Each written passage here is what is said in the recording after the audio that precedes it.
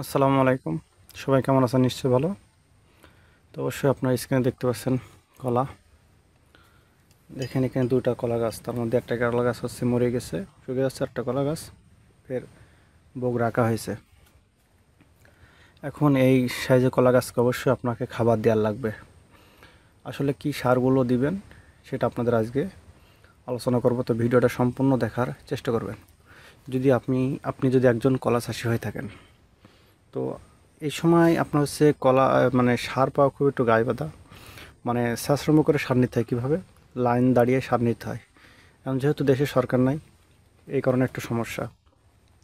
আর যারা সারের ডিলার আছে এরা তো মনে করে সার সব স্টকে রাখছে, কেউ বলছে নাই। তো আজকে যে সারগুলো দিব, এই সারগুলো আপনাদের অবশ্যই দেখাবো। তো তার আগে আপনাদের কিছু কলা গাছ আপনাদের দেখায়, মানে কলার বগের সাইজ দেখায়। দেখেছেন এই গাছের বগটা হচ্ছে একরকম, মানে একটু ছোট বড়, আর এটা হচ্ছে একটু ছোটো এই সাইজের। আর এই বকগুলো একটু বড় আছে যেগুলো।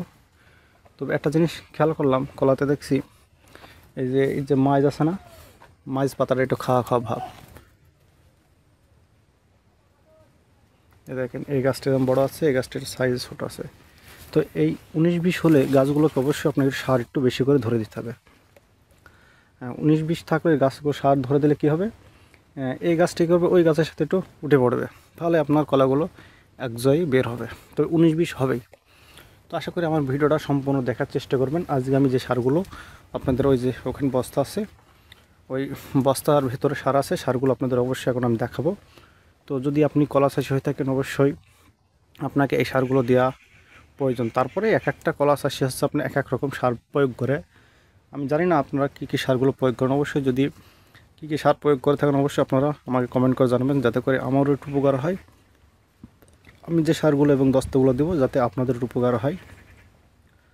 তবে তার আগে আমার ভুঁই তেমন কোনো কান্দে থাকলে আপনারা একটা দেখাবো যে আমি যে সারগুলো প্রয়োগ করে আমার কলার গাছের কান্দে কী পরিমাণে বড় বড় হয়েছে। এখানে একটা আছে, আপনাদের দেখাই। আর নেক্সট টাইম ভিডিও তো অবশ্যই আপনারা দেখেছেন আমার কলা গাছের কাঁদে কী বড় বড় আছে। যাই হোক, সেমন দেখা যাচ্ছে না, আমি আপনাদের সারের কাছে নিয়ে যাই। আর ওই যখন একটা কান্দি হচ্ছে,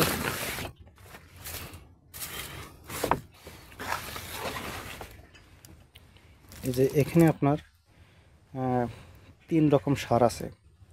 3 রকম সারের মধ্যে প্রথম হচ্ছে পটাশ, টিএসপি এবং ইউরিয়া।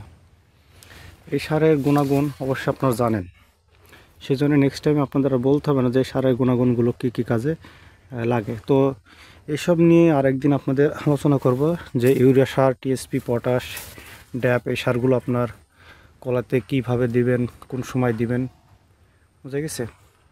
তো আশা করি ভিডিওটা আপনাদের কাছে ভালো লেগেছে। ধন্যবাদ সবাইকে।